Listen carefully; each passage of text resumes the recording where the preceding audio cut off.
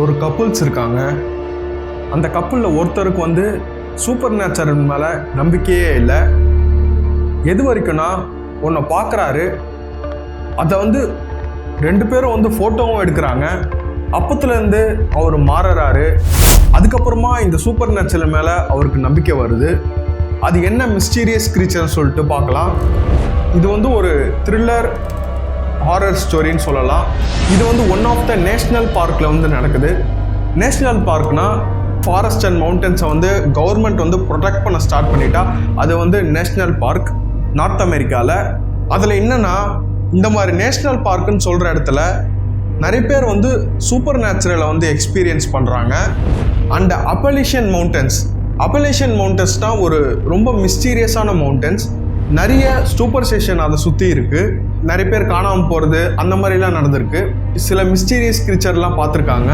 அந்த அப்பலேஷியன் மவுண்டன்ஸை பற்றி சொல்லணும்னா அதுக்கே வந்து வேற ஒரு பெரிய வீடியோ தேவைப்படும். அவ்வளோ இருக்குது அப்பலேஷியன் மவுண்டன்ஸ் பற்றி. அது நம்ம இன்றைக்கி ஃபோக்கஸ் பண்ண வேணாம். இந்த ஸ்டோரியை வந்து நான் எக்ஸ்பீரியன்ஸ் பண்ண மாதிரி ஃபர்ஸ்ட் பர்சன்லேருந்து நான் சொல்ல போகிறேன். இந்த ஸ்டோரியில் என்னோடய கேரக்டர் பேர் வந்து பில்லி.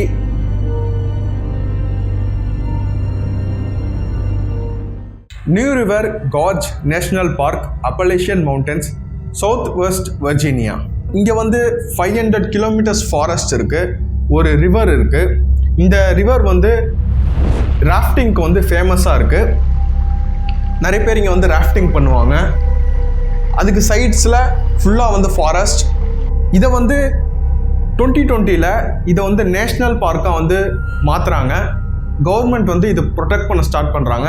இது நடக்கிறதுக்கு முன்னாடியே வந்து நிறைய பீப்புள் வந்து அவங்களால எக்ஸ்பிளைன் பண்ண முடியாத திங்ஸ் எல்லாம் வந்து பார்த்துருக்காங்க. அது எப்பயுமே நடந்திருக்கு. ஆனால் இதிலெல்லாம் எனக்கு வந்து நம்பிக்கை இல்லை.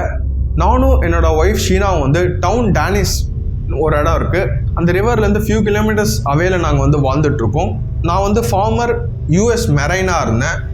அதுக்கப்புறமா வந்து கோல் மைனராக இருந்தேன். நான் வந்து ஹண்ட் பண்ணுவேன். ஃபாரஸ்ட்டுக்கு போயிட்டு டியர் அனிமல்ஸை வந்து நான் ஹண்ட் பண்ணுவேன். அது எனக்கு ரொம்ப பிடிக்கும். சடனாக ஆடாக சில விஷயம்லாம் நடக்க ஆரம்பிக்குது நான் ஹண்ட் பண்ண போகும்போது. யூஸ்வலி நான் வந்து பெயிட் செட் பண்ணுவேன் அனிமல்ஸை வந்து அட்ராக்ட் பண்ணுறதுக்கு. நான் பெயிட் செட் பண்ணிவிட்டு கொஞ்ச நாளில் தான் அந்த வந்து பெயிட் வந்து காணாமல் போகும். அப்படி தான் நடந்துகிட்டு இருந்தது. ஆனால் சடனாக வந்து அந்த ஸ்ப்ரிங்கு வந்து பெயிட் வந்து நான் வச்ச உடனே இன்ஸ்டண்ட்டாக வந்து காணாமல் போக ஆரம்பிச்சுது. லைக் 1 ஹவரில் அங்கேருந்து பெயிட் இருக்காது, காணாமல் போயிடும். இது வரைக்கும் நான் இந்த மாதிரி ஒரு எக்ஸ்பீரியன்ஸ் பண்ணதில்லை. நான் எந்த ஒரு எக்ஸாட்டிக் அனிமல்ஸ் எல்லாம் வந்து நான் எக்ஸ்பெக்ட் பண்ணலை.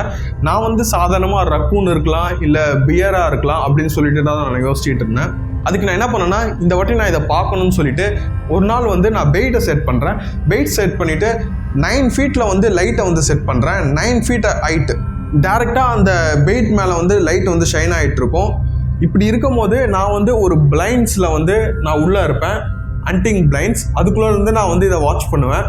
நான் கொஞ்ச நேரம் தான் இருக்கேன். திடீர்னு வந்து ஒரு வியர்டான இயரி ஃபீலிங் இருக்குது.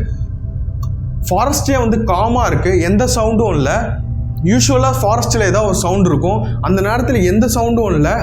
இப்படி நான் இருக்கும்போது உள்ளே இருக்கும்போதே நான் வந்து என்னோடய ஒய்ஃப் ஷீனாக்கு வந்து நான் டெக்ஸ்ட் பண்ணுறேன், இங்கே வந்து எனக்கு ஒரு இயரி ஃபீலிங்காக இருக்குது அப்படின்னு சொல்லிட்டு. நான் இப்படி இருக்கும்போது லெஃப்ட் சைடில் வந்து ஏதோ ஒன்று மூவ் ஆகுது.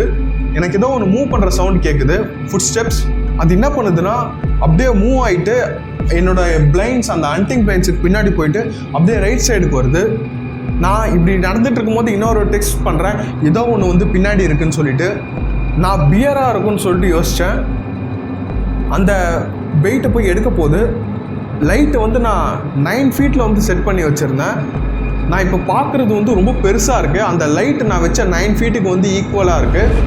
ஆனால் என்னால் வந்து பார்க்க முடியல. லைட்டு வச்சுருந்தாலும் அதோட ஷிலோவேட் மட்டும்தான் பார்க்க முடியுது. அது அந்த பெயிட் எடுத்துகிட்டு அங்கேருந்து போயிடுது. என்னால் சரியாக பார்க்க முடியல.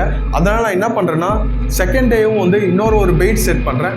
இதே வந்து நடக்குது. ஆனால் என்னால் திருப்பியும் வந்து சரியாக பார்க்க முடியல. இப்போ 3rd டேயில் வந்து என்கிட்ட இனிமேல் பெயிட் இல்லை. இதை வந்து ஒய்ஃப் கூட ஷேர் பண்ணுறதுக்கு நான் வந்து ரொம்ப ஈகராக இருந்தேன். நாங்கள் வந்து இந்த வாட்டி வந்து அந்த ஹண்டிங் ஸ்பாட்டுக்கு வந்து மார்னிங்காக வந்து போகலான்னு சொல்லிட்டு டிசைட் பண்ணோம். ஆஃப்டர்நூனில் சன்லைட் இருக்கும், நம்மளால் ஏதாவது பார்க்க முடியுமான்னு சொல்லிட்டு நாங்கள் போகிறோம். நானும் என்னோடய ஒய்ஃபும் வந்து போயிட்டுருக்கோம். நான் போயிட்டு இருக்கும்போது ஒய்ஃப் சொல்கிறா அது அங்கே இருக்குது. நான் வந்து எது அங்கே இருக்குன்னு கேட்டேன். அவளுக்கு வந்து அவங்க கிராண்ட்மா வந்து அதை பற்றின ஸ்டோரி வந்து சொல்லியிருக்காங்க. அது மட்டும் இல்லாமல் என்னோடய ஒய்ஃப் வந்து 2 times வந்து இதை வந்து பார்த்துருக்காங்க. அதனால் இதை பற்றி அவங்களுக்கு தெரியும். நான் அவங்கக்கிட்ட எதுன்னு சொல்லிட்டு நான் கேட்கும்போது பிக் ஃபுட் அப்படின்னு சொல்லிட்டு சொல்கிறாங்க. அப்போ தான் நாங்கள் வந்து உடனே ஃபோன் எடுத்து இந்த ஃபோட்டோவை எடுக்கிறோம்.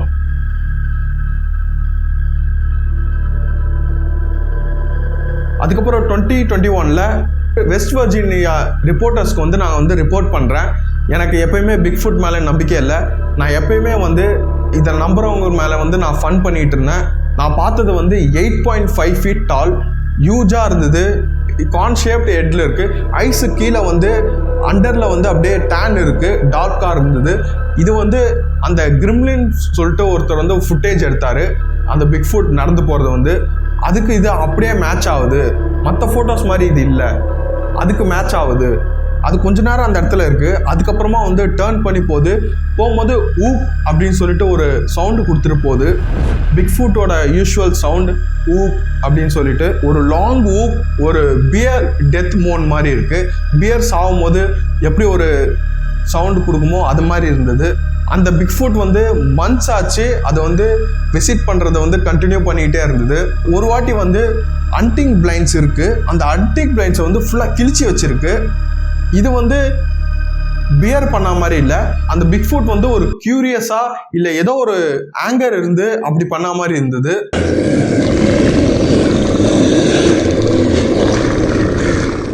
சின்ஸ் 2019 44 சிக்கன்ஸை வந்து நாங்கள் லூஸ் பண்ணியிருக்கோம். எங்ககிட்ட சிக்கன் இருந்தது. அந்த சிக்கன் எல்லாம் வந்து மிஸ் ஆச்சு.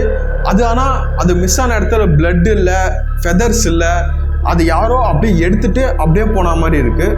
ஒரு ட்ரேஸே இல்லாமல் டிஸப்பியர் ஆச்சு. இதுக்கப்புறமா நான் வந்து பிக் ஃபுட்டை வந்து நம்ப ஆரம்பிச்சிட்டேன். ஈவன் நிறைய கெஸ்ட்டை வந்து நான் கூட்டிகிட்டு வருவேன், அதை வந்து பார்க்க முடியுமான்னு சொல்லிட்டு. அது எப்போ பார்ப்போம்னு சொல்லிட்டு யாராலையும் வந்து ப்ரெடிக்ட் பண்ண முடியல. இப்போ கேரக்டர்லேருந்து வெளியே வந்துடுறேன். இதுதான் வந்து பில்லியோட ஸ்டோரி. அந்த பிக்சர் வந்து ஏதோ கன்ஃபார்மாக ஏதோ ஒன்று இருக்கிறத வந்து நம்மளால் பார்க்க முடியுது. அது பார்க்குறதுக்கு வந்து ஒரு சூட் மாதிரி எதுவுமே தெரியல, ஆத்தென்டிக்காக தான் தெரியுது. அண்ட் பில்லியோட ஸ்டோரி வந்து கன்வின்சிங்காக இருக்குது.